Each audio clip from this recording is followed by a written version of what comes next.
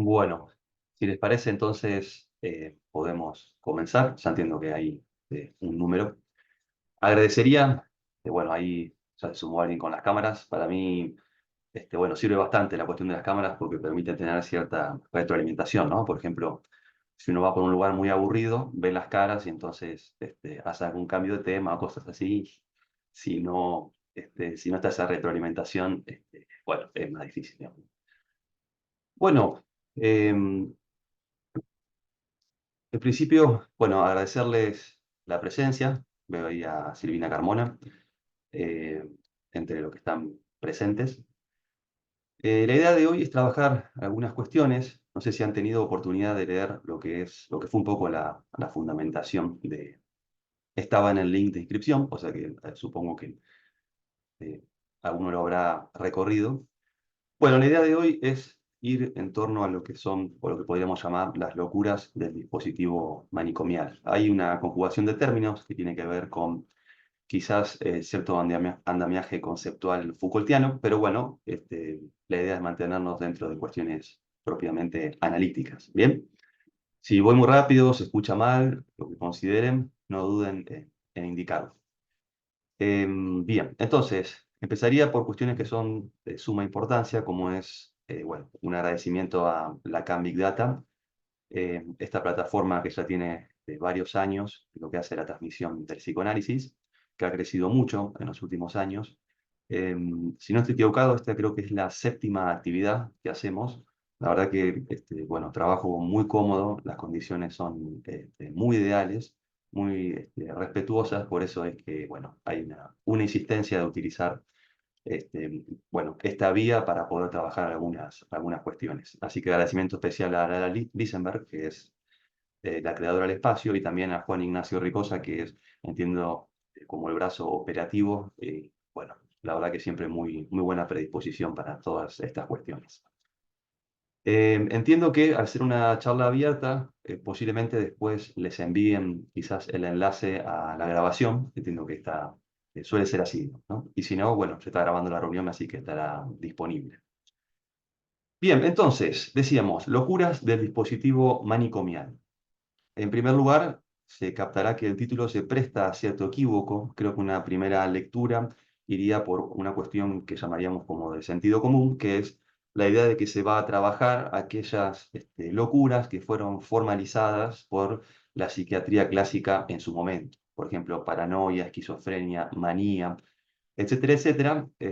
Bueno, que es un camino que está muy transitado. Hay bueno, muchas cuestiones. Algunos dicen que paradójicamente lo que es la psiquiatría clásica ha sido un poco dejado de lado por la psiquiatría contemporánea, pero bueno, los psicoanalistas aún seguimos encontrando allí cosas valiosas, más allá de la discrepancia respecto de ciertas cuestiones que tienen peso, como por ejemplo la insistencia del organicismo como hipótesis causal, eh, y otras consideraciones que entiendo que vamos a trabajar hoy en día. Creo que si se valora algo tiene que ver en primer lugar, con que hubo una práctica clínica en relación a la psiquiatría clásica, que al no estar allí en lo que hoy llamaríamos toda la estrategia farmacológica, había otra relación con el decir y la enunciación del sujeto, ¿no? Había todo un interés en escuchar, en sistematizar y bueno, y en partir de eso formar lo que llamamos los cuadros clínicos, ¿no? Es decir, había cierto valor en torno a eso. Hoy entiendo que la psiquiatría ha hecho toda una serie de desplazamientos, ¿no? También en su conjugación con la psicología, pero bueno, no me voy a detener mucho en eso.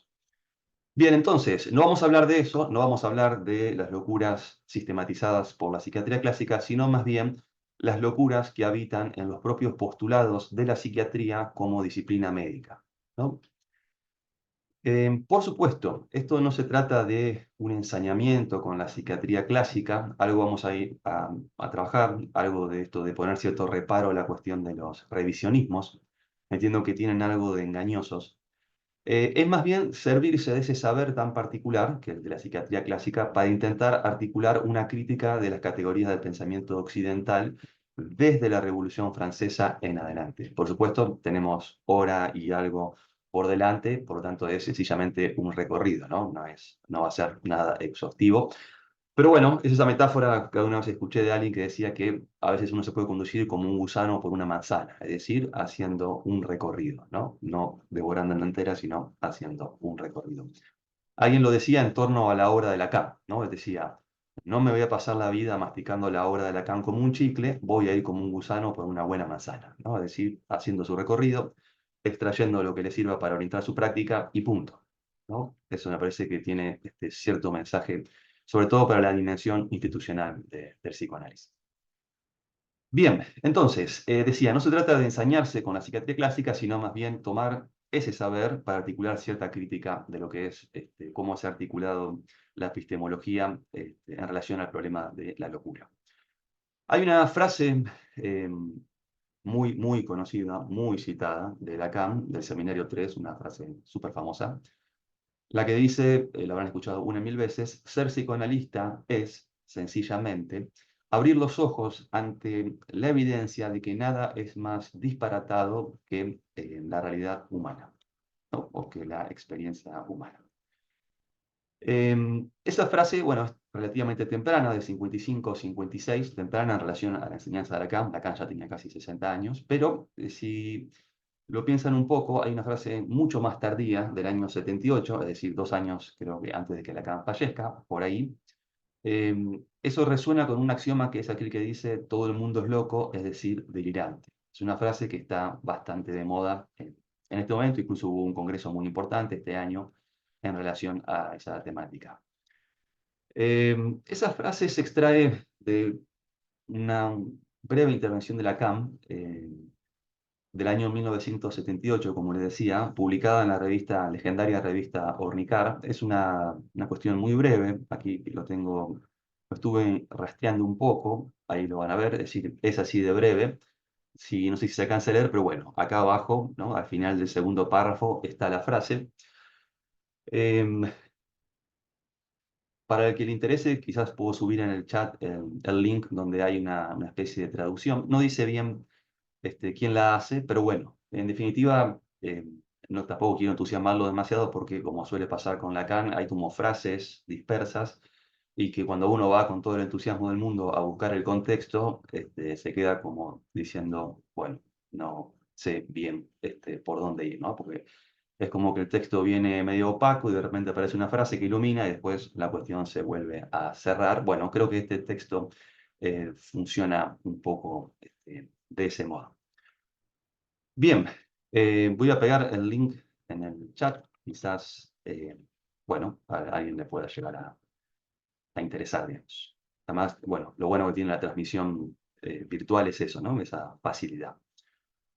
Seguimos entonces. Esto, como ha pasado con otras frases de Lacan, el mismo Miller ironiza en algún momento, ¿no? Se extraen, se ponen a funcionar y entonces se terminan transformando como en una ortodoxia, pero bueno, parten de una sola frase solitaria y después hay un trabajo sobre eso, ¿no? Eso no está ni mal ni bien, simplemente es un dinamismo propio, ¿no? De las instituciones analíticas.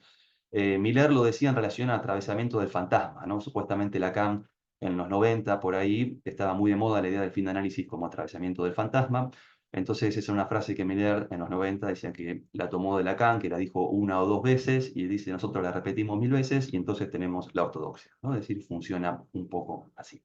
Después, bueno, la teoría del fin de análisis, por supuesto, va sufriendo mutaciones, porque va cambiando la forma en que se piensa el análisis, ¿no? Incluso, alguna vez escuchaba una tesis de doctorado de alguien que estudió la cuestión del pase, perdón, y era muy interesante porque ubicaba cómo en cada rama institucional se ubicaba de forma muy diferente, ¿no? Eso es importante. Bien, avanzamos un poquito más entonces. Estos dos sintagmas, el que propone Lacan de lo disparatado de la realidad humana o la idea de todo el mundo es loco, hay que pensarlo como, no como un problema de la psiquiatría, sino más bien como límites de pensamiento del ser hablante, ¿no? Con lo que Lacan llamaba con mucha insistencia la debilidad mental, el pensamiento yoico, esas cuestiones. Es decir, como un real propio del ser hablante y no como algo que alguien puede exceptuarse, ¿no? Ni mucho menos. Bien, entonces, no se ve por qué la psiquiatría sería una excepción en ese punto, ¿no? Así como tampoco lo es el psicoanálisis. Es decir, que no se trata de levantar aquí un dedo acusatorio y atacar ahí donde más duele, decirle loco al que se encarga del loco, tomo la denominación clásica, o decirle alienado al alienista, no es eso por donde vamos, sino más bien, como decía antes, esto es un recorte. Incluso tranquilamente se podría hacer una noche abierta respecto de locura del dispositivo psicoanalítico, tranquilamente, ¿no? Quizás el año que viene podría ser, ¿no? Tomar cómo estas cuestiones también se articulan en nuestra práctica, ¿no? Bien, avanzo entonces un poco más. En esa fundamentación intenté ubicar algunas ideas, en algunas me voy a detener un poco más, en otras un poco menos. ¿A qué nos referimos con locuras normalizadas o locuras propias del dispositivo manicomial? Una es un poco clásica, es la idea de una creencia en la realidad objetiva compartida por unas y otras, ¿no? Tanto es algo que la psiquiatría, obviamente, como rama de la medicina, hereda de la medicina, esta disimetría entre el médico y el paciente, ¿no? Esta idea de que el médico es, ¿no? O la médica es un sujeto de bien, ¿no? Y que, bueno, posee las coordenadas de la realidad, sabe lo que le conviene al otro y entonces puede llegar a operar ahí, que tiene que ver con una versión clásica del médico como consejero de familia, ¿no? Hace 100 años un médico podía ir a la casa de alguien no solo porque le dolía la panza, sino porque, no sé, el adolescente estaba medio descarrilado y entonces hacía falta una autoridad, ¿no? Que vaya ahí a hablar y a encaminar un poco las cosas. Otra idea que pondría en ese lugar de locuras normalizadas es esta idea de que la conciencia de enfermedad como un triunfo de la razón, ¿no? Como una épica, perdón, racionalista, ¿no? Épica me refiero a esta idea un poco heredada de los griegos, de esa especie de batalla entre el saber, la ignorancia, la luz, la sombra, la locura, la razón, ¿no? Es decir, de los griegos a los positivistas está ese desplazamiento, ¿no? La idea de que el alienado es aquel que viene a perturbar el sueño de la razón, ¿no? Y entonces hay una lucha y entonces ahí, bueno, de esa lucha lo mejor que puede pasar es que un sujeto llegue a esa conciencia de enfermedad. Leía a propósito y, por ejemplo, algo que es muy afín a la medicina es la cuestión de estadísticas, etcétera. Y bueno, decía, por ejemplo, que cuando en un sujeto hay conciencia de enfermedad, bueno, la posibilidad de recaída disminuía un 500%, los efectos adversos de no reconocer la propia enfermedad también disminuían un 400%, es decir, hay toda una confianza en relación a los beneficios de la conciencia de enfermedad. Entiendo que eso en psicoanálisis puede discutirse, ¿no? Pero esto no como verdades, no como que venimos a decir cómo son las cosas, sino más bien estamos ante un objeto muy complejo y entonces lo único que hay son posiciones, perspectivas, ¿no? Y en todo caso, cada uno toma la que le cree más pertinente respecto de cómo piensa la práctica clínica, ¿no? Es en ese nivel. Digo para evadir cuestiones de soberbia. Bien, otra cuestión, esta idea de la sospecha metódica de simulación. Esto es muy característico en la psiquiatría clásica, ¿no? Esta cuestión del psiquiatra como un sujeto muy astuto que no va a ser engañado, ¿no? Que el alienado como un sujeto, ¿no? Un poco tramposo, bueno, no lo va a engañar. Y hay formas de que el psiquiatra justamente esté un paso adelante. Psiquiatra o frenópata, ¿no? En esa época les llamaban lo que era frenología a la psiquiatría, bueno, y el psiquiatra era el frenópata. O lo que es un poco lo mismo, en relación a esto de la sospecha metódica de simulación, la idea de revelar la alienación encubierta, ¿no? Ustedes saben que la psiquiatría clásica nace muy de la mano de una función de control social, y entonces, bueno, había ciertas intersecciones entre esa función jurídica, en la cual había que distinguir si el sujeto era punible o no, si era, comillas, un criminal, comillas, un loco, ¿no? Entonces, es un saber que fundamentalmente va por esa vía. No es como en la psiquiatría contemporánea, que la dimensión terapéutica es mucho más obvia que en la psiquiatría clásica, ¿no? Bien, otra cuestión es esta idea de una taxonomía del detalle, es decir, una clasificación y una fineza de la mirada que aspira a una suerte de decodificación de lo real. Esto es un sintagma muy propio de la epistemología lacaniana. Es esa idea de que en el mundo no hay azar, el mundo fue escrito según un código, como si fuese un código de computación, digamos. Y entonces, aquel que tiene la suficiente inteligencia y capacidad de observación como para descifrar ese código, entonces, como un Champollion en relación a la piedra Rosetta, entonces podrá descifrar todas estas cuestiones, ¿no? Lo cual, bueno, ahí hay otra divergencia, ¿no? Está la idea de que, bueno, para nosotros lo real no es cabalmente simbolizable, es aquello que escapa a la simbolización y a la imaginización. Entonces, no tenemos tanta confianza en la idea de la decodificación de lo real. Esto tiene todas consecuencias, no es simplemente un mundo de ideas. Quizás hoy el tiempo nos alcance para trabajar algo de eso. Doy un paso más entonces. Vamos a las cuestiones de los revisionismos. Les decía que esto que viene no es un revisionismo. Es decir, en tanto admito que son un poco engañosos. ¿Qué es un revisionismo? Bueno, es un movimiento. Un revisionismo es algo que cumple una función argumentativa. ¿Cuál? Bueno, ustedes saben que los tiempos cambian, cambian la sensibilidad de la época. Entonces, de repente una época empieza a horrorizarse de lo que antes consideraba como lo más normal del mundo. ¿Bien? Entonces, para darle cierta construcción argumentativa a eso, un revisionismo explica por qué eso que estaba antes y que no estaba tanto antes, es decir, que está mucho más cerca de lo que nosotros quisiéramos que esté, bueno, ahora hay razones por las cuales aquello era una práctica propia de los bárbaros o de la barbarie, y ahora nosotros somos sujetos civilizados, ¿no? Modernos, etcétera, etcétera.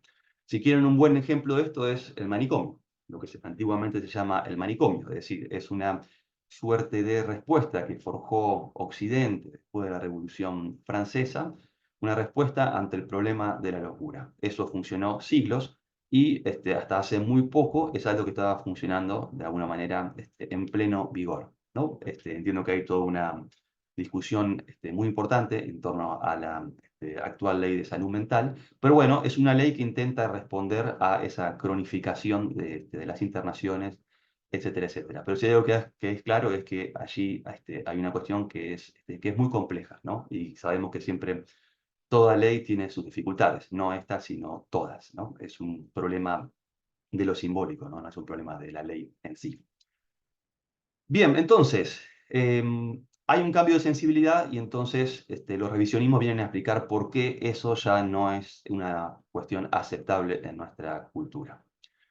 Fíjese cómo, por ejemplo, el manicomio ha sufrido esa transformación, pero no, por ejemplo, la cárcel. Más allá de todos los esfuerzos de Michel Foucault, la cárcel sigue siendo una respuesta monolítica en relación a, no voy a decir la criminalidad, sino más bien un sujeto en conflicto con la ley. Me parece mejor esa denominación, ¿no? O la idea de la transgresión de la ley.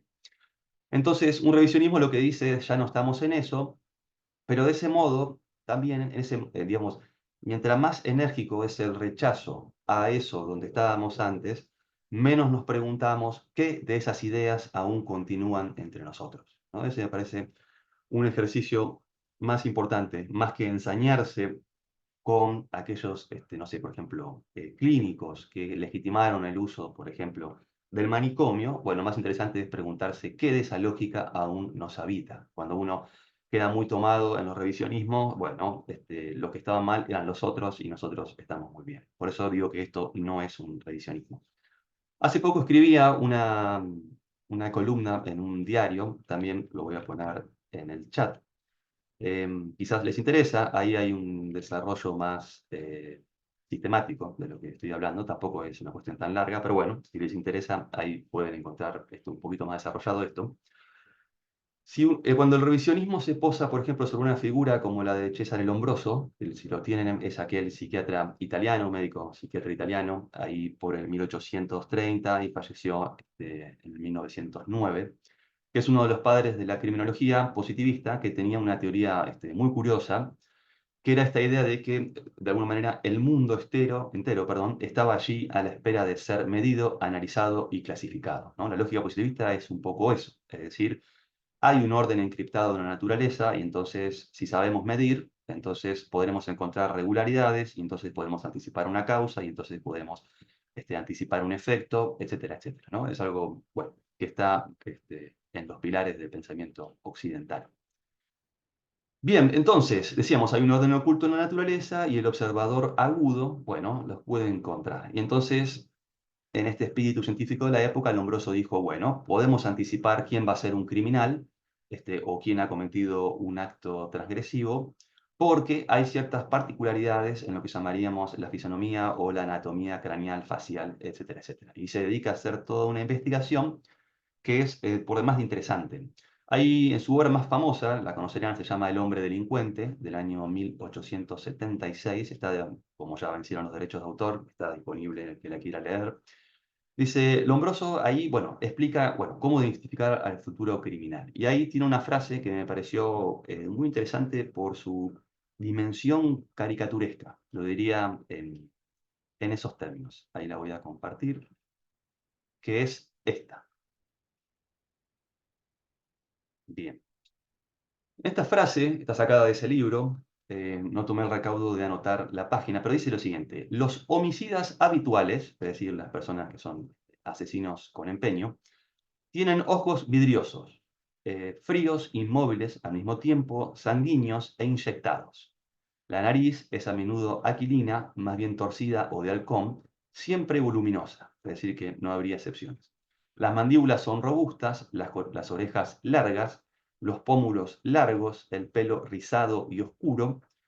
A menudo la barba es escasa, los dientes caninos muy desarrollados, es decir, como si fuera un vampiro, labios delgados. Dice frecuentemente con nistagmo o contracciones en un lado de la cara que muestran la proyección de los dientes como una señal de amenaza. Imagínense a alguien que con el labio va como teniendo pequeñas contracciones que es terriblemente amenazante, ¿no? Bueno, esto por supuesto es presentado como, en principio, aunque recibió muchas críticas en su momento, hay que decirlo, en la edición que está disponible en Internet se defiende de esas críticas.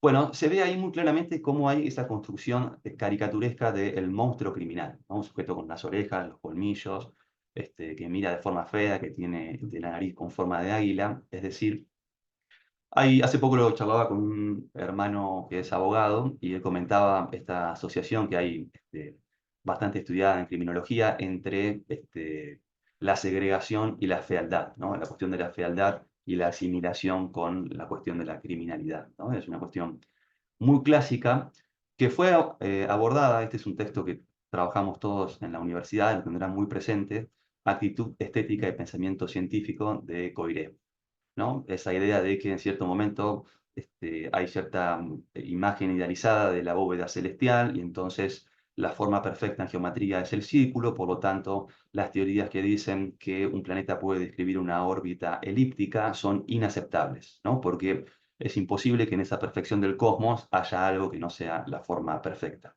¿Qué es lo que dice Coiré? Muy interesantemente, dice, la actitud estética, bueno, es un obstáculo epistemológico, al menos durante varios siglos. Bueno, esto es un poco lo mismo, ¿no? La actitud estética tiene incidencia y es lo que hace también poner ciertos reparos a lo que llamaríamos no la ciencia, sino el cientificismo, ¿no? Que es esa especie de impostura mimética, entiendo que Lombroso es un poco esa forma, ¿no?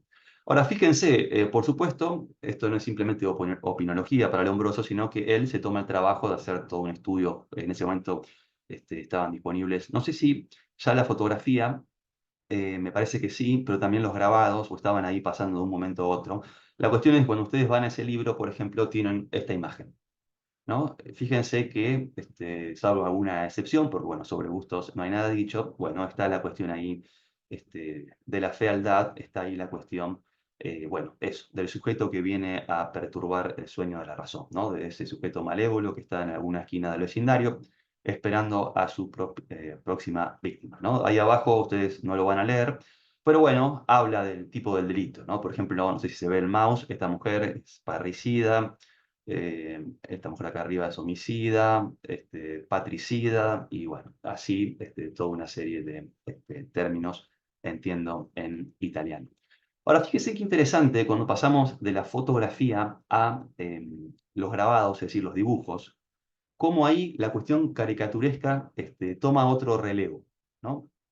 Cómo ahí la cuestión, hay un esfuerzo, ¿no? Esa idea de, bueno, el artista no hace una foto, ¿no? El artista hace una construcción. Bueno, a mí me parece que en ese pasaje entre la foto y los grabados se ve algo de eso. Hay como una exageración de ciertos rasgos. A menos, bueno, es una opinión, ¿no? Tampoco soy ningún especialista en esta cuestión, ¿no? Por supuesto.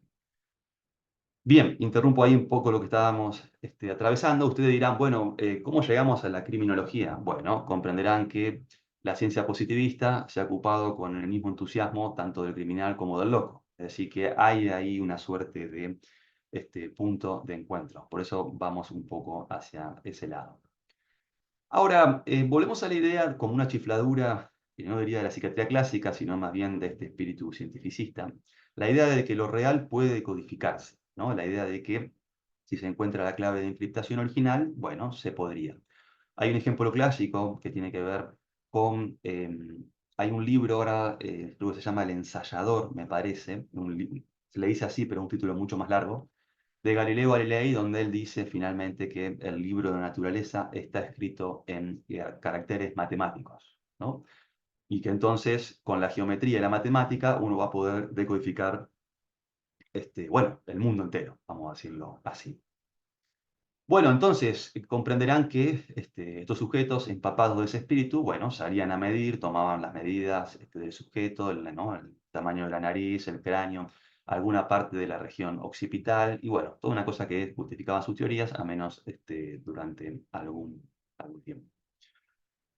En todo caso, vuelvo sobre esta idea, ¿no? Lo interesante no es ensañarse con el reduccionismo de la teoría lombrosiana, sino más bien preguntarse qué sigue o qué llega hasta nuestros días. Creo que el organicismo es una de esas cosas, ¿no? De lo que llega a nuestros días.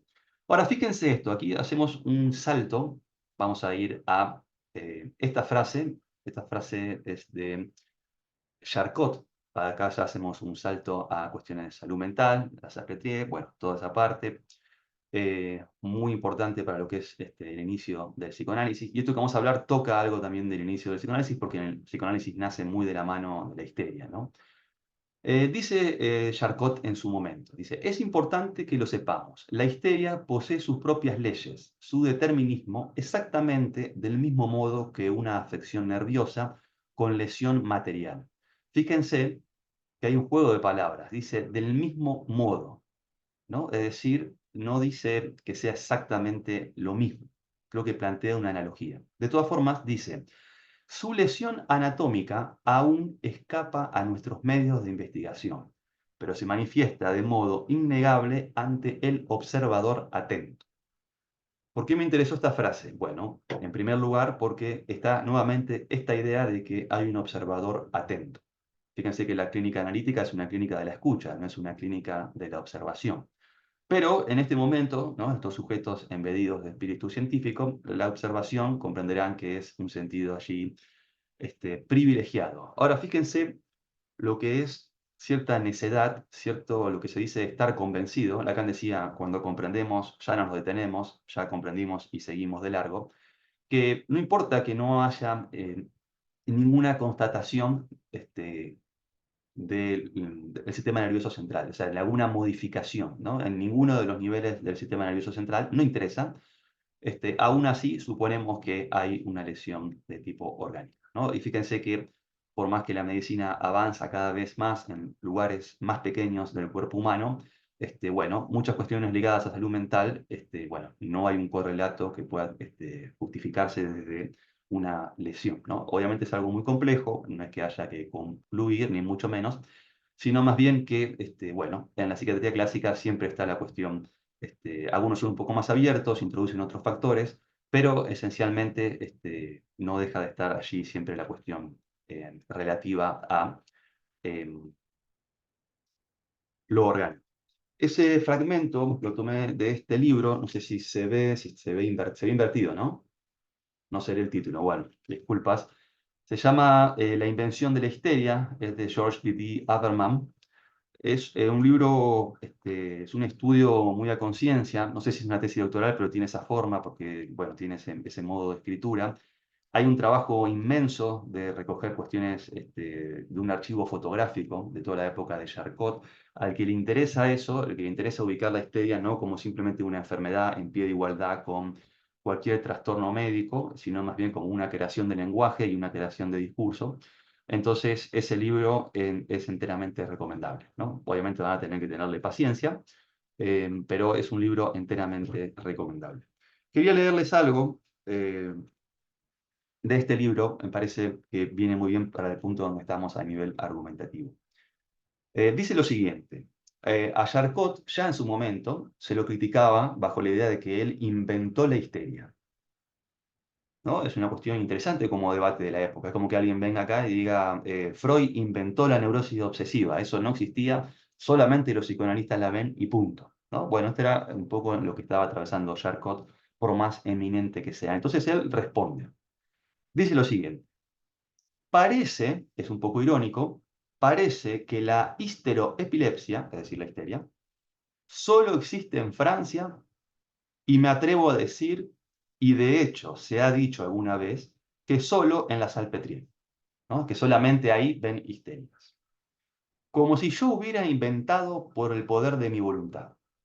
Sigue. Sería verdaderamente asombroso que pudiera crear así enfermedades por voluntad expresa de mi capricho y de mi imaginación. Pero, esto es lo importante, en realidad mi labor allí es únicamente la del fotógrafo. Registro lo que veo. Mi labor es únicamente la del fotógrafo. Registro lo que veo. Ustedes verán qué astuto que es. Algo del sueño de la ciencia es eliminar esa variable que es el sujeto, ¿no? Entonces, es esa idea de que esto es una fotografía, es decir, es un fragmento de lo real que ha pasado a ese registro, pero es un fragmento del real. Y acá no hay sujeto, acá hay un observador que simplemente se limita a describir lo que observa la cámara. Ven que ahí hay un punto de comunión epistemológico en relación a la imagen con Lombroso. Ahora, fíjense algo que es muy simple y que se ve mucho en las redes. El sujeto que uno elige fotografiar, el momento en que uno elige fotografiarlo, la luz, el encuadre, la distancia, el enfoque, todo eso es una composición, ¿no? Es decir, hay un sujeto detrás de eso, ¿no? No es un simple ojo y punto, ¿no? Fíjense, me acordaba cuando hablaba, alguna vez leí que hubo así como grandes problemas con alguna tribu cuando venían ¿no? los exploradores con cámaras de fotos, porque se les hizo la idea de que la cámara atrapaba algo del alma, ¿no? Que ahí había como una sustracción, entonces alguien con una cámara era un problema, digamos, ¿no? Bueno, lo que quiero decir es que la fotografía no es simplemente un fragmento de real, ¿no? La fotografía es quien la ve y punto, ¿no? Si a nosotros nos muestran una foto de cuando éramos niños, bueno, algo se mueve ahí, ¿no? Es decir, está el que ve la foto, punto. Em, Fíjense en este pasaje que hacemos del Lombroso a Charcot, cómo no es una simple fotografía. Fíjense esto. Acá tenemos una foto de estas investigaciones de Charcot. ¿Qué es lo que está intentando ubicar este autor? Bueno, abajo dice, vos creo que es bostezos histéricos.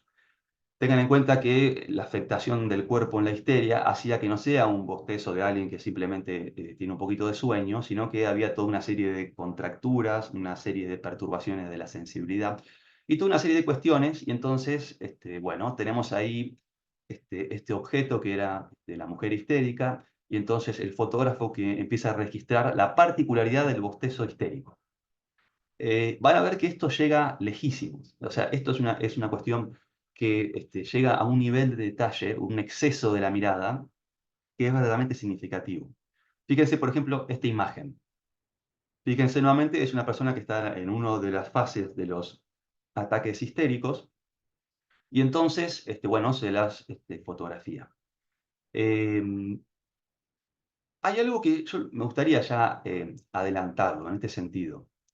Eh, No es casualidad que todo este saber se haya perdido, ¿no? Es decir, que ahora vamos a ver en las próximas dos placas cómo esto se fue decodificando, ¿no? Y cómo esto se perdió. Eso quiere decir que hubo allí cierta comunión entre ese objeto de observación y el observador que produjo ese fenómeno en relación a la histeria. Fíjense que nuevamente está esa idea de, bueno, fíjense que, bueno, los rostros, los gestos, ¿no? Es toda una cuestión del sujeto mórbido, ¿no? Vamos a ponerlo en esas palabras. Esto seguramente ustedes no lo van a ver bien, porque entiendo que es medio chiquitito, pero bueno, es el esfuerzo que hizo un poco Charcot también en relación a dibujar los rostros, ¿no? Evidentemente había una cuestión muy, ¿cómo es? Muy pregnante en relación a la imagen y a la mirada, ¿no? Pero ahí hay una mutua construcción, eso no puede obviarse. Esto es lo que le querías mostrar recién. No sé si se va a leer esto, o si se ve, digamos, pero bueno, es una clasificación de lo que sería la fenomenología del ataque histérico, ¿no? Esto está en el libro que les decía recién, La invención de la histeria. Entonces tenemos la fase prodrómica, es decir, lo que está inmediatamente antes. Entonces tenemos un sujeto que hace, ¿no?, unos movimientos curiosos. Tenemos la fase epileptoide, donde ya ustedes ven que empieza a haber ciertas rigideces, cierta cuestión específica. Sí, no sé si se alcanza a ver, pero también ya empieza a irrumpir algo de cierto erotismo en esa cuestión. La histeria va de la mano del erotismo. Después tenemos, por supuesto, cada fase tiene su subfase. Tenemos el periodo de chauvinismo, y después tenemos el periodo de actitudes pasionales, ahí donde el erotismo va con todo, ahí donde el médico tiene que cuidarse de no ser seducido. Y después tenemos el periodo de delirio. Pero fíjense que acá, no sé si están, hay uno, acá por ejemplo, no.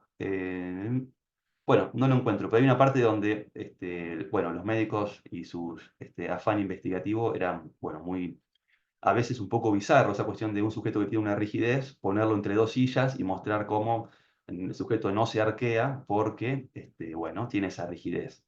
Cosas que Freud mismo incurre cuando, recuerdan que trabaja ese caso de histeria masculina en el Círculo de Médicos de Viena, me parece que era, donde él demuestra una especie de un sujeto histérico donde había una cuestión de hemianestesia, si no estoy equivocado, y la forma más feliz de demostrarlo era clavarle agujas, ¿no?, en la piel, y el sujeto no le daba ni frío ni calor. Entonces así se demostraba que, bueno, que había ahí una perturbación en relación al cuerpo, ¿no? Una cuestión, fenómeno conversivo o lo que sea, ¿no? Hay algunos grabados de Charcot donde no es una aguja, donde directamente es realmente como una aguja de tejer que le atraviesa el brazo. Sí, es una cuestión bastante cruel, pero bueno, normalizada en esa época en nombre del progreso científico. Bien, entonces, avanzo un poquito más en relación a esto.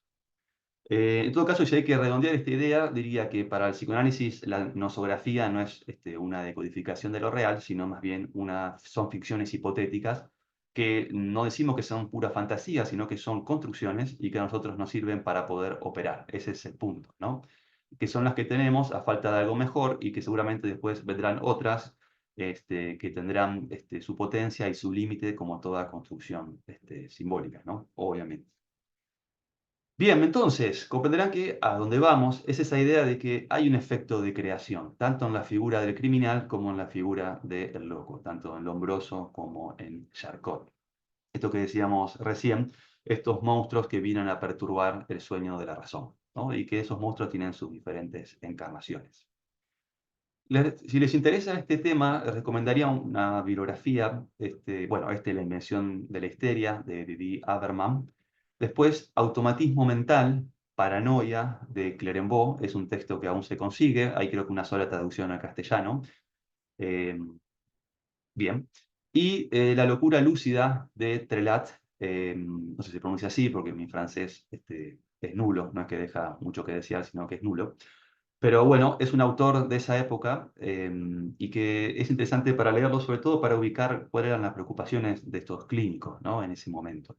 Por ejemplo, en este caso, Trelat estaba realmente muy preocupado por los matrimonios felices. Entonces, para él era importante poder ubicar a el sujeto alienado, porque en esa época no es como ahora que uno se puede divorciar, uno elegía una sola vez esposa o esposo, y entonces había que elegir bien, y entonces hay locos lúcidos que se confunden con los normales. Entonces él hace toda una nosografía intentando desenmascarar a esos locos normales, a esos locos lúcidos.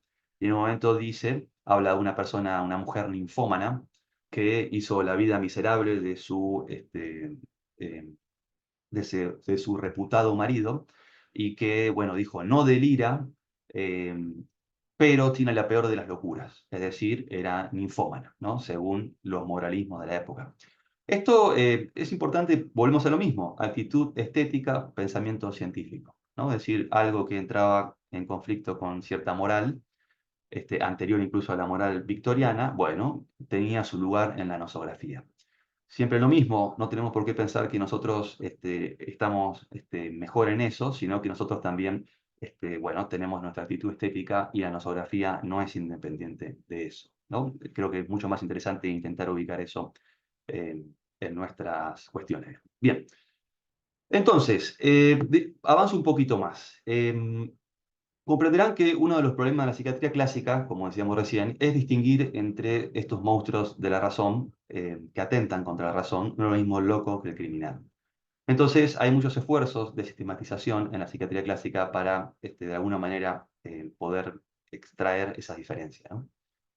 Entonces, por ejemplo, de Clerambault decía, una frase que se hizo muy conocida, decía, a semejantes enfermos no hay que interrogarlos, sino maniobrarlos, y para eso el único medio es conmoverlos.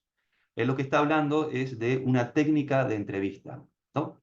Tengamos en cuenta que él trabajaba, bueno, era un psiquiatra, ¿no? Verdaderamente notable en su época.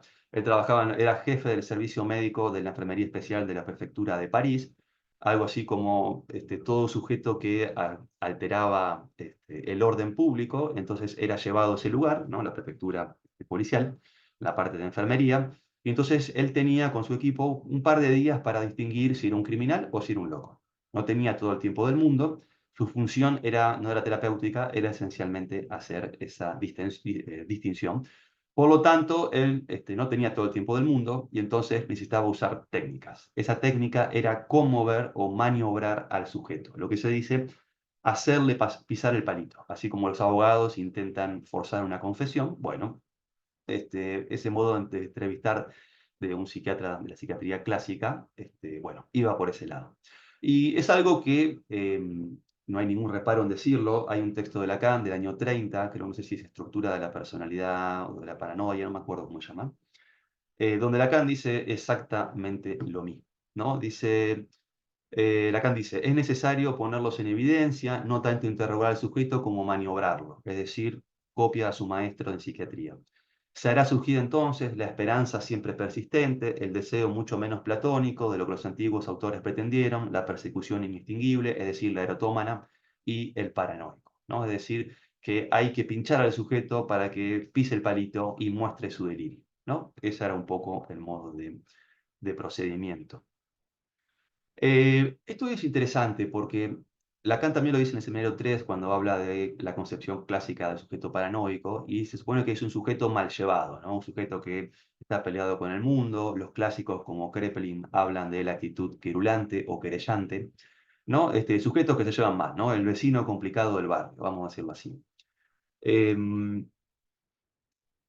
Y creo que es muy importante en algo que no es muy difícil de percibir, y es que muchas veces lo que es la hostilidad del sujeto psicótico, lo que es la esencia del pasaje al acto, tiene un valor esencialmente defensivo. Si uno toma, por ejemplo, una cuestión clásica, el ataque de M a la actriz en la puerta del teatro, no es una persona al azar, ¿no? Es decir, en la construcción delirante, en los postulados del delirio, es esa persona, esa actriz, era responsable de una especie de eh, conspiración para perjudicar a su hijo, ¿no? Entonces, no es que simplemente es un sujeto que quiso ir a acuchillar a otro, sino es un sujeto que estaba de alguna manera defendiéndose de lo que vivía como una invasión de goce del otro. Eso es una cuestión muy importante y que si no se tiene en cuenta lleva un poco a este malentendido, ¿no? Este malentendido del sujeto psicótico como un sujeto, como monstruo o aborto de la razón, ¿no? Prefiero plantearlo en esos términos. Bien, entonces, hay un pasaje, lo he tomado muchas veces, incluso en un libro, quizás también en alguna columna. Esta es la última lámina que tenía pensada por ahí. Hay un ejemplo, es un ejemplo pragmático de a qué se refiere con maniobrar a un sujeto, ¿no? Esto tiene su vigencia. Hace poco leía una tesis de maestría como jurado, una muy buena tesis, una tesis como las de antes, ¿no? Así muy concienzuda, con mucha lectura, mucho análisis. Em, y evocaba este fragmento, pero bueno, ahí había una diferencia de criterio. Colega lo ubicaba como una cuestión que también se podía pensar en psicoanálisis. Yo respondía que entendía que no. En todo caso, vamos a conversar un poco sobre esto. Hay una paciente, se llama la paciente Lea Ana, lo van a encontrar en este libro bueno, no se ve porque estoy pasando pantalla, pero bueno, se llama Automatismo Mental, este libro negro, única traducción que hay del libro de Clerenbaugh. Dice, están allí entrevistándola, suponen que es una erotómana, ¿no? Em, y entonces dice lo siguiente de Clerenbaugh. A punto de despedirla, se nos ocurre poner en juego ciertos subterfugios que siempre nos han dado resultado con este tipo de enfermos, ¿no? Es decir, un truquito es lo que se dice. Le sugerimos a la paciente que tal vez su internación obedezca a causas que se le escapan. Fíjense, pongo un punto ahí. ¿Qué problema? Porque sabemos que en la psicosis, en su momento fecundo, está esa cuestión muy perspicaz, está esa cuestión de transformar cualquier cosa que irrumpe en un signo, es decir, que significa algo. Es decir, este psiquiatra lo que está haciendo es centrando en eso, diciéndole, esto no es por casualidad, ¿no? Es decir, que de alguna manera está, si se quiere, ¿cómo diríamos? Inyectando ahí algo de la dinámica del delirio. ¿Recuerdan el ejemplo de Lacan en el seminario 3?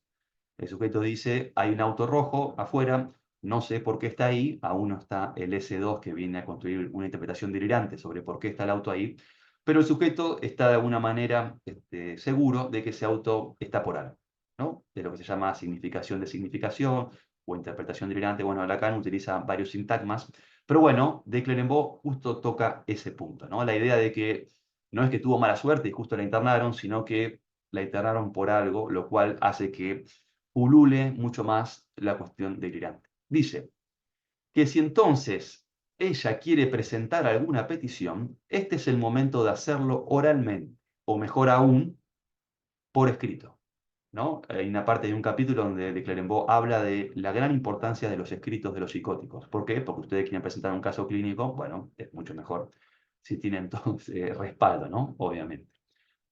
Bien, entonces dice que en caso contrario, que ella no quiera seguir siendo así poco colaborativa, ella podría dejar pasar una oportunidad excepcional de hacerse escuchar y que antes del fin de la sesión es preciso que nos entregue una memoria que transmitiremos al personaje que ella sabe.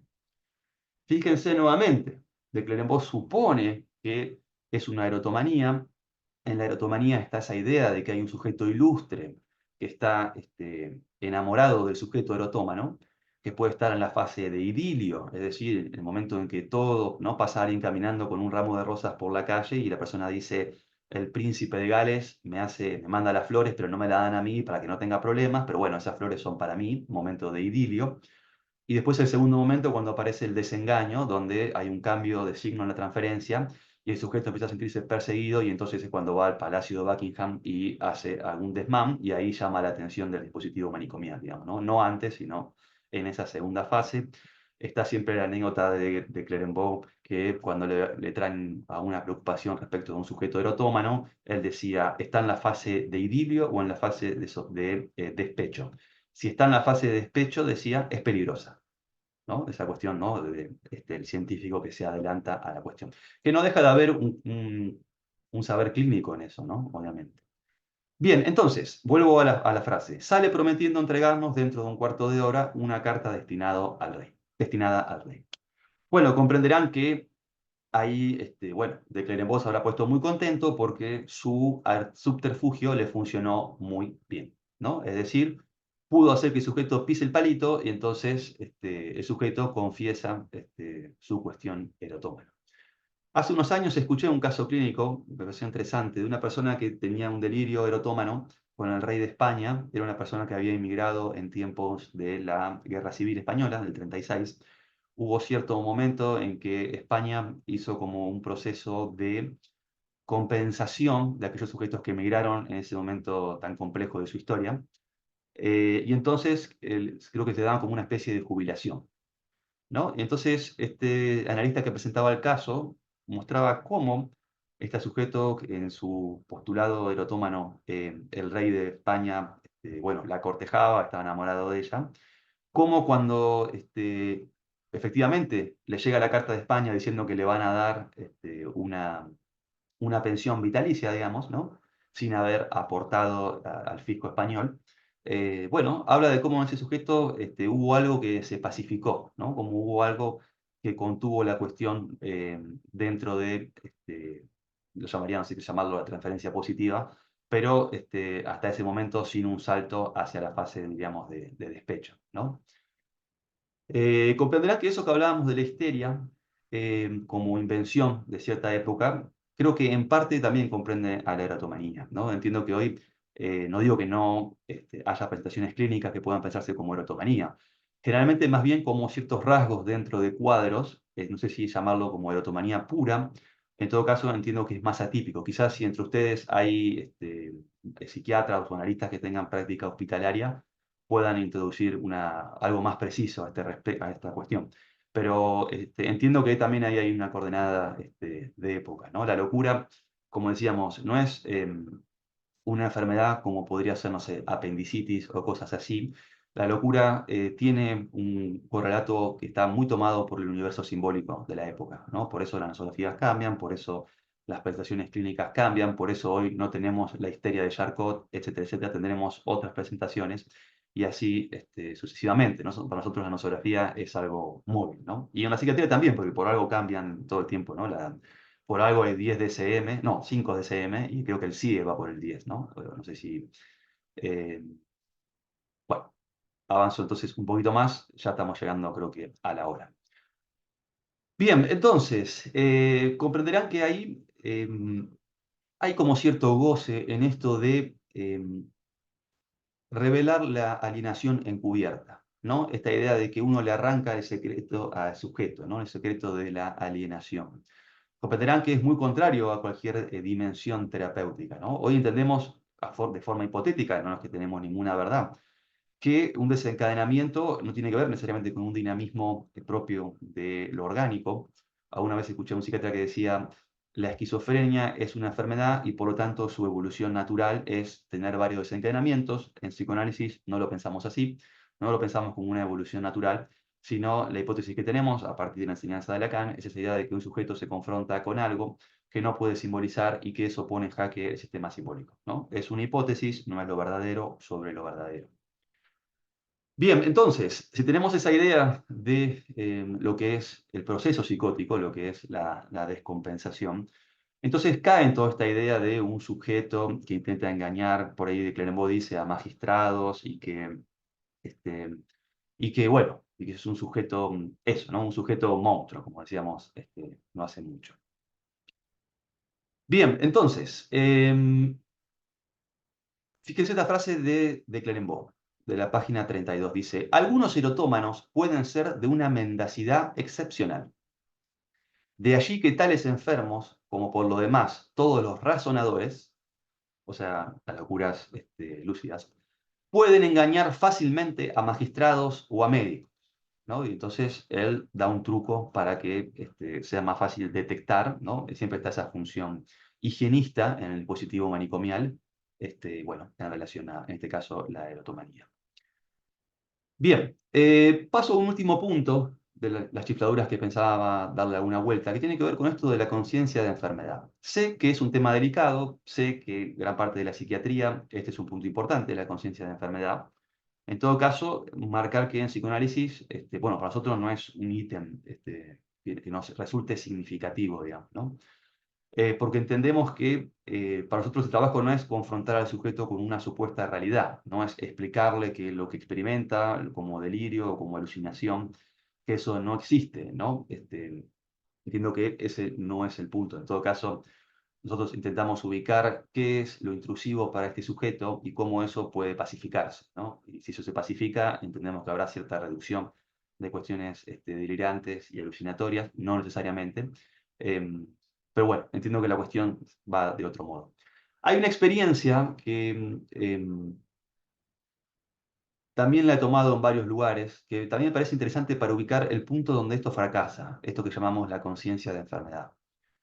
Eh, esta experiencia se relata en este libro de Trelat, se llama La locura lúcida. Este libro no sé si consigue acá, me lo hice traer con unos parientes de España, pero bueno, quizás se consigue, hoy estamos en un momento donde eso está todo agilizado.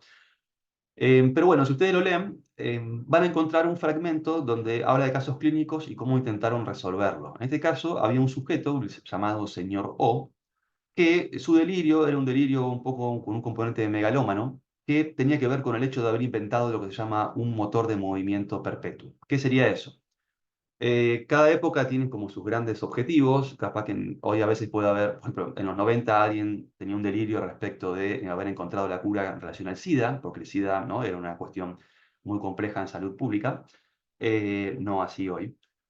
Bueno, hoy capaz que sería la cura en relación al cáncer, bueno, es decir, hay problemas de época y entonces a veces el delirio se toma de eso para un sujeto encontrar allí, a un modo, una respuesta, ¿no? Entonces, en ese momento era la idea de un motor que no necesite energía, ¿no? Hay muchas películas de ciencia ficción donde eso está, la fusión fría, por ejemplo, y cosas así. La idea, bueno, de un motor que no necesita energía, ¿no? Hoy saben que un gran problema es la cuestión de los combustibles fósiles y otras cosas. Bueno, esto sería un motor que una vez que está en movimiento no necesita que nadie haga más nada, eso simplemente funciona. Este sujeto tenía ese delirio, ¿no? Que había inventado un motor que funcionaba en agua estancada. Ustedes saben que un molino, una de las formas más antiguas de la mecánica y la hidráulica, bueno, funciona con la corriente de agua, pero necesita una corriente de agua. Esto es agua estancada, como ustedes ven un lago totalmente estancado, ponen ahí el motor y el motor funciona con el agua estancada, ¿no? Lo cual, bueno, para los principios de la física sería un poquito imposible, al menos de momento. Entonces, el problema es que este sujeto, para sostener su invención, bueno, ha dilapidado su fortuna, ¿no? Y eso es, bueno, se considera obviamente un problema, si ustedes lo piensan. Cuando Schreber estaba internado, la idea de que él compre bijú de fantasía horrorizaba a las personas, por eso lo inhibieron y no podía usar su dinero para comprar bijú de fantasía que, bueno, a él le servía. Había algo que se pacificaba en su feminización, en ese mostrarse en el espejo con el torso desnudo, travestido y con bijú. Bueno, a él le permitía pacificar algo de esa dimensión del espejo. Pero bueno, para la moral victoriana eso era un problema, ¿no? Obviamente. Volvemos nuevamente a lo mismo, actitud estética y su incidencia en el pensamiento científico. Bueno, entonces, obviamente, Trelat y su equipo, bueno, le intentan explicar que él está loco, de que no existe un motor que funcione en agua estancada. Entonces, este sujeto, muy lúcido, por cierto, le dice lo siguiente, dice, permítame decirle, señor doctor, que reconozco su perfecta competencia en medicina, pero que me es imposible concederle la misma infalibilidad en mecánica. O sea, le dice, muy lindo, usted es un gran doctor, pero en mecánica no me interesa mucho lo que tenga para decir. Esto lo van a encontrar en la página 88. Entonces ahí hablaríamos de la certeza, de la psicosis, de la necedad y toda una serie de cuestiones, sin embargo lo que dice es bastante interesante. Entonces, bueno, obviamente ahí Strelat se habrá sentido herido en su semblante médico, desalojado de esa disimetría que le impone el dispositivo manicomial. Entonces se le ocurre una idea, nuevamente esta batalla épica entre la razón y la insensata locura. ¿Qué es lo que se le propone? Se los leo, página 89. Conocíamos y estimábamos al señor Arago. El señor Arago era un matemático, una eminencia de su época, ¿no? Era como si usted dijesen hoy, no sé, Stephen Hawking, no sé, Carl Sagan, no sé, grandes científicos, divulgadores y no sé qué, es decir, alguien que esté identificado, ¿no?, con la ciencia. Entonces, la idea era, bueno, fueron al observatorio donde estaba este muchacho Arago y entonces le preguntaron si podía ayudarlo a curar a este enfermo. ¿Cómo lo iban a curar? Bueno, lo iban a curar presentándole a una persona, un digno hijo de la razón, es decir, a este Arago, ¿no? Entonces, bueno, era un físico astrónomo francés, una eminencia de su tiempo. Acto siguiente, se produce la confrontación. Llevan al paciente, piden permiso, sacan al paciente del hospital, lo llevan al observatorio y entonces ahí se produce la confrontación entre la razón y la locura. Entonces dice Strelat, este hombre eminente, o sea, Arago, esta potencia científica recibió a nuestro pobre enfermo, que no parecía, sin embargo, ni preocupado ni demasiado fuera de lugar en esta reunión, a pesar de que llevaba trozos de cuerda como cordones de los zapatos. Fíjense la crueldad de la descripción, ¿no? Como diciendo, este pobre infeliz está al lado de una eminencia y se siente que está en pie de igualdad, ¿no? Básicamente. Bien, entonces, finalmente, llega al fin esa confrontación entre el sujeto racional y el sujeto irracional. Y entonces Arago, medio como que se enoja y dice, no hay movimiento sin motor, señor. Dice, es necesaria la mano del hombre, impulsada por la vida que procede de Dios. No conseguirá nunca hacer girar una rueda con agua estancada. Esa es la frase, ¿no?, con la cual se intenta poner fin a esta cuestión que ya se desmadró, ¿no? Pasa un tiempo, este sujeto obviamente queda muy ofuscado, el señor O, y entonces cuando recupera la palabra en el hospicio dice lo siguiente. Es igual, dice. El señor Arago se ha equivocado. No necesito su motor. Mi rueda, la mía, gira sola. Se mueve en agua estancada. ¿No? Es decir, es un punto muy impotente entrar en esa confrontación racionalista en relación a un sujeto. Evidentemente, hay un proceso que lleva a esta cristalización de ideas, ¿no? Por eso es que ahí es un punto donde recién decía que fracasa esta cuestión de conciencia de la enfermedad, ¿no? Y a veces se produce algo que lo he comentado en algunas ocasiones, que es hasta una cuestión un poco penosa, cuando ustedes reciben un sujeto que ha sido institucionalizado, y entonces mira al piso y dice, ya sé que esto que yo veo no existe, y cuestiones así, como si fuese, ¿no?, una mascota que fue entrenada, digamos, ¿no? Y entonces ha sido doblegada a su voluntad y entonces dice lo que hay que decir, ¿no? Lo cual, bueno, es una cuestión, desde mi punto de vista, bastante compleja. Em, y además, lo interesante de esto, desde mi punto de vista al menos, es, fíjense qué paradoja que ese hombre que viene a encargar las luces de la razón, termina diciendo que en definitiva, si algo se mueve es por la intervención de Dios. Dice, es necesaria la mano del hombre impulsada por la vida que procede de Dios. Es decir, que respeto para todos los creyentes, pero, digamos, están discutiendo dos cuestiones metafísicas, ¿no? Es decir, la existencia de un otro del otro sin barrar, es decir, Dios como garante fuera del sistema que garantiza lo que ocurre en el sistema, y Arago que cree que su motor, perdón, y el señor O que cree que su motor, bueno, funciona en agua estancada. Es decir, desde un punto de vista, si se quiere, no sé si llamarlo analítico, bueno, eso está ahí, ¿no? Es decir, son dos ideas que, bueno, son creencias. En definitiva, son creencias. Bueno, para mí es una cuestión bastante como una ironía, digamos, ¿no? En relación a eso. Em, Hace poco, bueno, no voy a entrar más en eso, pero se me vino a la mente otra experiencia que también hablábamos no hace mucho. Alguien relataba, por ejemplo, tengo presente en mi recorrido universitario, decía, bueno, un paciente viene y dice, acá hay micrófonos en el consultorio. Entonces, este docente dice, bueno, mi respuesta fue, invité al paciente a buscar micrófonos, ¿no?, dentro de lo que es consultorio. Es decir, más allá de la orientación clínica del terapeuta, es nuevamente esa cuestión de intentar llevar al sujeto a una cierta racionalidad, ¿no? Es decir, de entrar en eso y entonces demostrar al sujeto que no hay micrófonos, entonces nos ponemos a revisar y bueno, efectivamente no va a haber micrófonos porque no había micrófonos. Ahora, un mínimo de recorrido por lo que es el saber de la psiquiatría clásica, se sabe que un sujeto en un momento fecundo, la interpretación delirante es virtualmente infinita. Es decir, cierta época, cuando usted hace, no sé, 50 años, iban al odontólogo y estaba el miedo de que en los arreglos, en las emplomaduras se dice, no me acuerdo, bueno, los arreglos dentales les ponen algún tipo de geolocalizador o algún micrófono o algo. Hoy está en la idea de las vacunas, ¿no? Que ponen la vacuna y entonces desde Rusia los están monitoreando. O, bueno, más allá de la miniaturización de la tecnología, ustedes saben que una pareja clásica en la psiquiatría clásica es la del telépata emisor y el telépata receptor. Es decir, que ni siquiera hace falta que haya tecnología. Simplemente alguien puede decir, mi vecino me lee el pensamiento, punto. ¿No? Es decir, que ni siquiera hace falta localizar un micrófono. Por lo tanto, esa cuestión entiendo que es improcedente, digamos, en el sentido, no es que sea un error garrafal que va a desestabilizar a un sujeto, ni mucho menos. Simplemente es como decía Lacan en el final de su escrito sobre la psicosis, dice, es como querer remar cuando el navío está en la arena, digamos, ¿no? Es decir, no es por ahí. Ojo, tampoco es que haya grandes soluciones. Si se quiere, lo que Lacan aporta es una serie de elementos para cuestión preliminar de un tratamiento posible de la psicosis. Es decir, no creo que hoy podamos hablar de una dirección de la cura en la psicosis como en la neurosis, ¿no? En todo caso, hay toda una serie de orientaciones muy valiosas sobre cómo posicionarse en la transferencia, sobre otras cuestiones en relación al tratamiento del goce, etcétera, etcétera, pero es algo que está en plena discusión. Por eso quiero decirlo para que no quede como que los otros se enredan y los analistas saben por dónde ir. No, no es así, es una cuestión súper compleja. En todo caso, es un poco argumentar por qué no vamos por ahí, nada más. Después, cada uno lo que le funcione.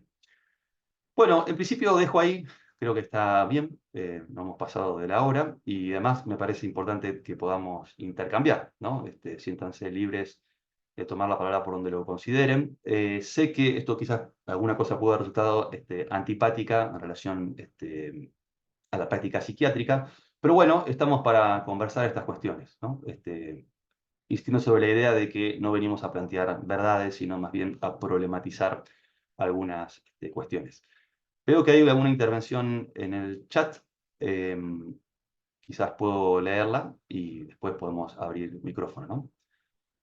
Bueno, acá alguien dice, Ana Rapp dice, se mantuvo en la aportación de cara. Bueno, efectivamente, ¿no? Este es un sintagma más del lunfardo, pero que es muy, muy preciso, ¿no? Aportación de cara es un clásico. Hay una novela, Ola Helenista, de Machado de Asís. En ella se aplican recursos parecidos a lo que acabas de compartir. Bueno, agradezco la referencia, la voy a investigar.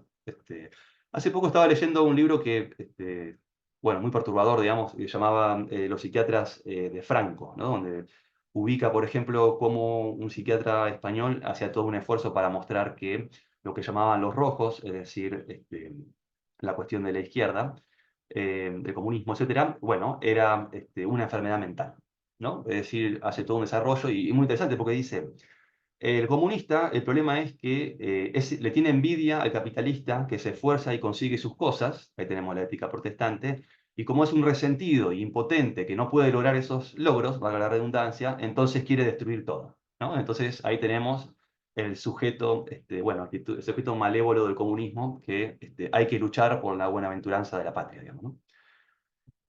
Bien, también se encuentra con el nombre La Casa Verde de Itaguay, ¿será? Itaúí, Itaguay, Itaguay. Ah, bien, bien. Bárbaro, gracias por la referencia. Lo voy a tener presente. Cristina Rodríguez Román dice, en el pasado los sujetos encerrados entre las paredes del manicomio y ahora encerrados en los diagnósticos del DSM-5. Bueno, sí, sí, sí, efectivamente, efectivamente. Si bien, bueno, el DSM es un elemento de orientación internacional, si se quiere.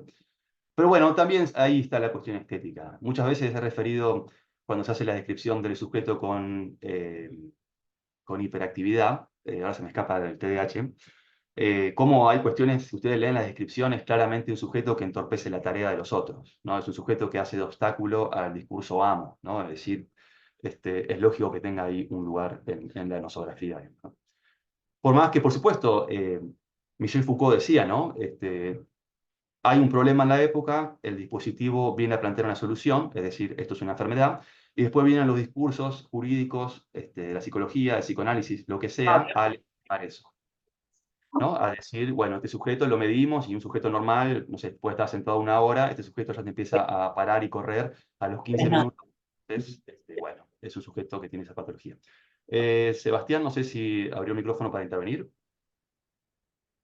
Hola, ¿qué tal?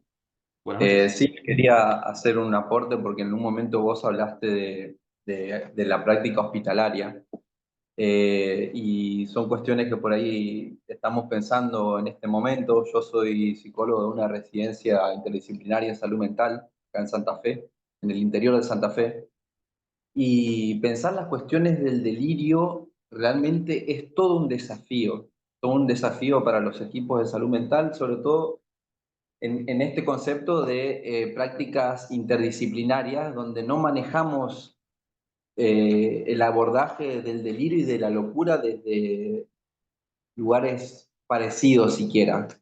Entonces, pensar un poco en el delirio y cuál es la función del delirio, la contrastación con algo del orden de la realidad o de la conciencia, realmente son obstáculos que impiden poder pensar siquiera un tratamiento posible o alojar algo de esa urgencia subjetiva que terminó en la guardia del hospital.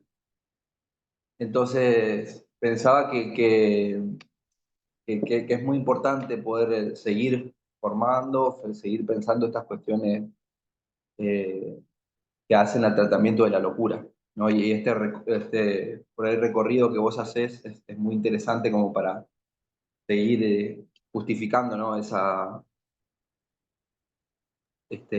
esfuerzo de lectura. Sí, yo insisto en la idea de que es un objeto muy complejo, ¿no? Y que siempre ha puesto en jaque, ¿no? A nuestra cultura, ¿no? La cuestión de la locura, la cuestión de, comillas, la criminalidad.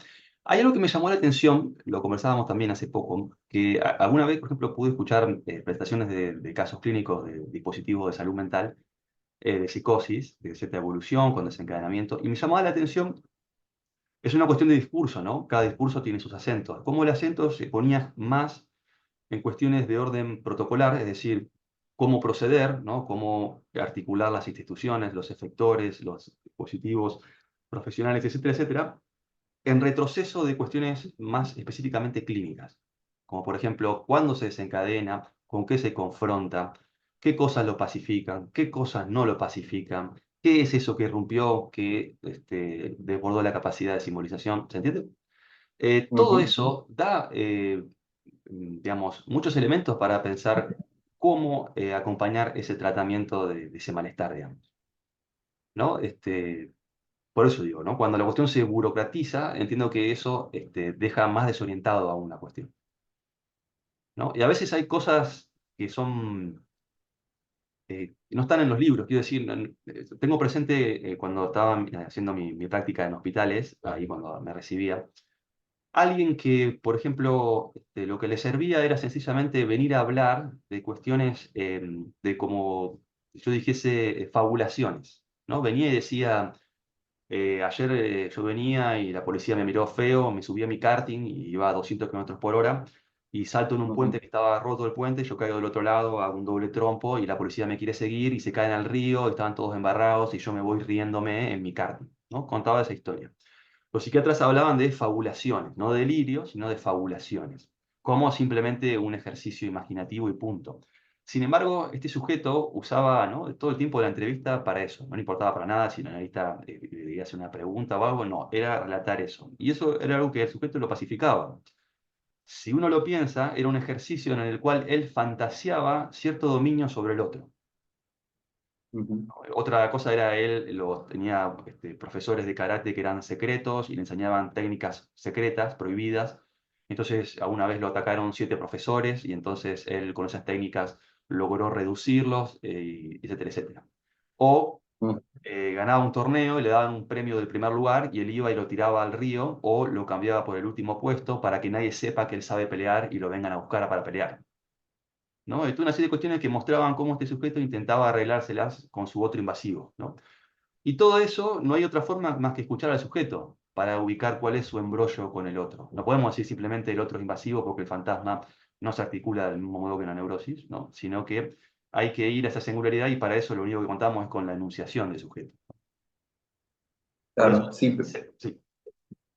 No, pensaba en esto que decías también, que en una guardia, en una práctica hospitalaria también, en esta burocratización que decís vos, son dos tiempos que se confrontan, que es el tiempo de esta persona, de este delirio, de ese otro que busca un relato, nada más como si vos, y el tiempo de la urgencia de esa guardia, que, que son dos tiempos que se contraponen, ¿no? Y que a veces, como vos decís, quizás darle espacio, darle lugar a una charla, a que haga cierto despliegue, puede ayudar a la pacificación, pero que en una guardia ese momento a veces no está, a veces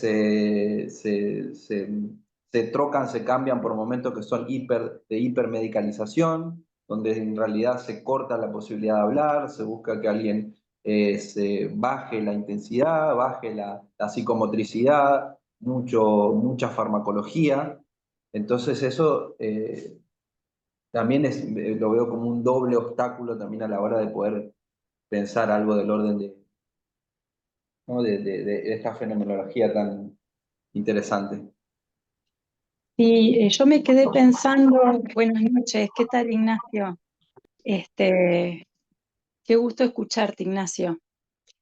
Eh, También respecto de lo que decía ahí el colega, hay dos cosas que pensaba. Una es, también con tus preguntas iniciales de la presentación, si la medicación o la medicalización, no la medicación, la medicalización de la vida, ¿no? Tanto en situaciones de locura, de delirio, de pasajes al acto, eh, también en situaciones infantiles, ¿no? Que claramente hay niños que no responden a una estructura en constitución psicótica, ni mucho menos, sin embargo, hay una medicalización importante. Si esto no ha ido sustituyendo algo del encierro de esa época más victoriana, ¿no? De todo lo que vos fuiste trayendo del Lombroso, después de Charcot, lo del Lombroso es muy interesante porque es el cruce ahí de la criminología, del discurso jurídico con el discurso de la psiquiatría y después del psicoanálisis, ¿no? Muy, muy interesante. Y lo otro que pensaba, escuchándolo al colega, es esto de eh, esta pregunta que se escucha tanto en los dispositivos, en los trabajadores de salud mental, ¿qué hacemos en las urgencias? Que bueno, que la respuesta rápidamente viene a ser psiquiátrica, viene a ser la medicación. Y hace poco tiempo eh, hubo una presentación en Paraná, en la facultad, de compañeros de docentes, en donde un compañero que trabajó en el Hospital Escuela contó una experiencia del Hospital Escuela de Paraná, en donde, bueno, este era un problema, lo que acaba de decir el colega, ¿no? Era un problema al cual profundizaron la problemática y la debatieron fuertemente y terminaron inventando, porque era algo que implicaba salir de la burocracia administrativa y de todas las otras burocracias que puede haber en una institución, como es una institución de salud mental, no solamente en las de salud mental existe, pero inventaron un dispositivo como intermedio para esos casos en los que se los atendía rápidamente, se los intervenía con una medicación y se los mandaba a la casa. Cuando aparece, bueno, yo en este sentido creo que sí, que el psicoanálisis propone otra cosa. No digo que todos los psicoanalistas podamos hacerlo, pero sí me parece que el psicoanálisis permite proponer otras instancias, donde ahí sí hubo psicoanalistas que plantearon hay que dar tiempo. Por eso me enganché en lo que decía el colega, ¿no? ¿Cómo introducir esta invención del tiempo para que ese avasallamiento del otro, bueno, pueda mermar, pueda apaciguarse, como decías vos? Eh, y me parecía muy interesante esta experiencia de los colegas porque, bueno, dieron cuenta en determinados casos cómo iban teniendo algunos resultados, en donde las personas se quedaban algunas horas o un día en observaciones como término médico, pero tenía que ver con dar tiempo para extender la entrevista, poder tener un rato de entrevista y después otra, dos o tres entrevistas en el día, pero estando en la misma institución, lo cual no indicaba una internación necesariamente. No, me hizo acordar a eso y me gustó mucho el recorrido que hiciste, muy al detalle. Este, y yo creo que los que trabajamos en instituciones, me parece que hay algo de estos discursos que podemos decir antiguos, supuestamente perimidos, que algo de esto coexiste todavía. Si no, no estaríamos con todavía esa disputa en la que cada tanto tenemos en nuestra sociedad respecto de la ley de salud mental, que por supuesto tiene complejidades, intersticios que hay que seguir debatiendo, pero también sobre todo requiere presupuesto para implementar lo que no se ha implementado. Si no, no habría, digo, estas discusiones de que acechan a la ley de salud mental, que es mucho más integradora, inclusiva, que la mirada del hombroso y demás, que yo creo que los que estamos en instituciones encontramos algo de eso todavía en algunas prácticas, más que en algunas prácticas, en algunos referentes, digamos, de algunas prácticas. Nada, querías decir eso nomás, Ignacio, y te Bien, agradezco mucho por la presentación tan clara en la transmisión. agradezco tus palabras y la intervención. Hay, Saludos a todos. ¿perdón? No dije saludos a todos. Bien, bien, bien. Bueno, entonces también Silvina recomendaba de Erving Hoffman el autor del libro Internados. Si les interesa, entonces ahí hay otro aporte biográfico. Hay, Sí, perdóname, Erving Hoffman en realidad es un libro bastante interesante porque él toma más que nada la lógica disciplinar. Entonces plantea desde el punto de vista de las lógicas disciplinares a las instituciones disciplinares, que son la escuela, el hospital y la cárcel, ¿no? Como institución, digamos, más profundamente totalitaria es la cárcel. Bueno, nada, eso quería decir. Sí, un poco lo que comenzábamos hace instantes es que nos horroriza el manicomio, pero no tanto la cárcel, digamos, ¿no? Como para ubicar también las imposturas de la época. Hay una respuesta, bueno, es una respuesta, bueno, es un comentario, digamos, de Florencia Coria. Dice, concuerdo con Sebastián, pero también depende mucho de la mirada que tenga cada equipo de salud, la formación que se vaya realizando. En el hospital donde hago la residencia, sí se da tiempo para lo que llamamos contención verbal. Entra en juego el rol y posición del psicólogo en la guardia.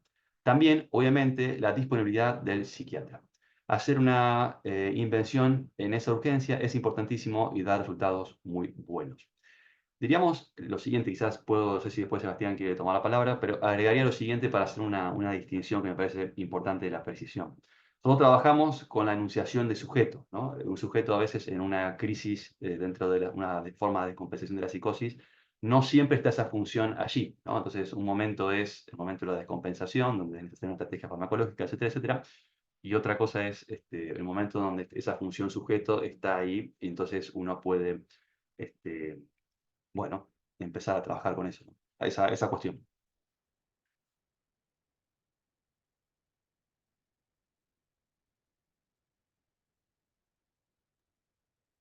Ignacio, Hola. perdón, yo te quería. No, está Era, bien, yo, adelante. no, yo era solo. No entendí que ibas a hablar, pero solo era una pregunta de los dos sintagmas que mencionaste al principio de Lacan sobre la locura, que entré un poco cuando estabas ahí siendo el primero y me parecía interesante si me lo podías repetir. Todo el mundo es loco, era el segundo. Sí, el primero es el que está en el seminario 3 que dice, ser psicoanalista es algo así como rendirse ante la evidencia de que no hay nada más disparatado que la realidad humana. Si querés puedo buscar la página. No, está Eh, bien, no te preocupes, con eso yo después lo busco, pero me pareció interesante y quería sí, no, con la página. Viste que los obsesivos siempre estamos con la página. En este caso no Ah, la tengo. bueno, Sebastián, no sé si querés algo tomar. falta, mejor.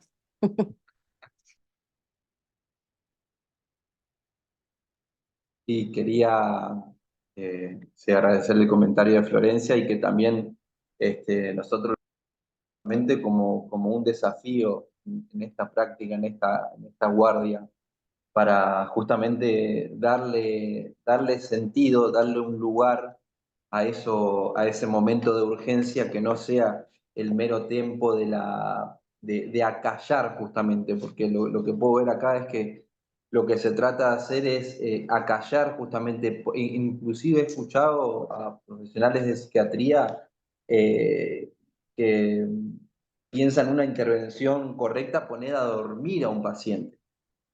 Digamos, realmente llega hasta el punto de tirar a alguien en una camilla por 2, 3 horas como un tratamiento posible, que más que un tratamiento es quizás sacarse de encima un problema que en una guardia de un hospital que es súper concurrida y demás, es como una solución rápida y fácil para profesionales que piensan de esa manera.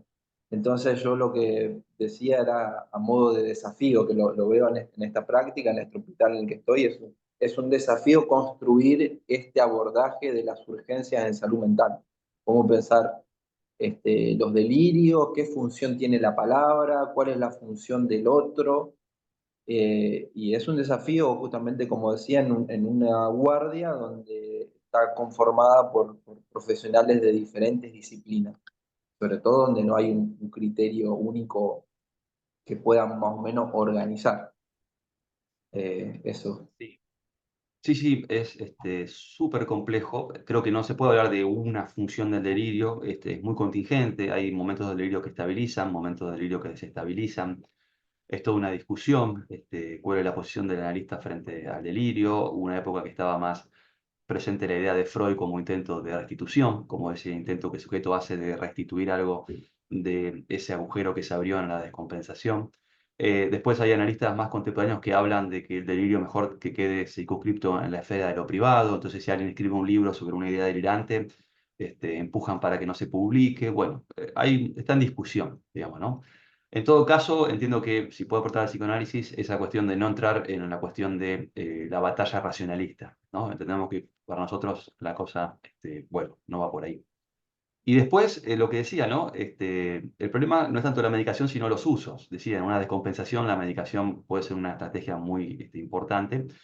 Eh, pero bueno, después nosotros necesitamos de la enunciación para trabajar, entonces cuando antes se pueda prescindir de eso, mejor, porque es lo que permite que aparezca la enunciación del sujeto. Pero bueno, en las urgencias no siempre hay tiempo, es algo muy complejo, ¿no? Muy complejo. Dice, bueno, Florencia, totalmente, es un desafío a diario, perdón.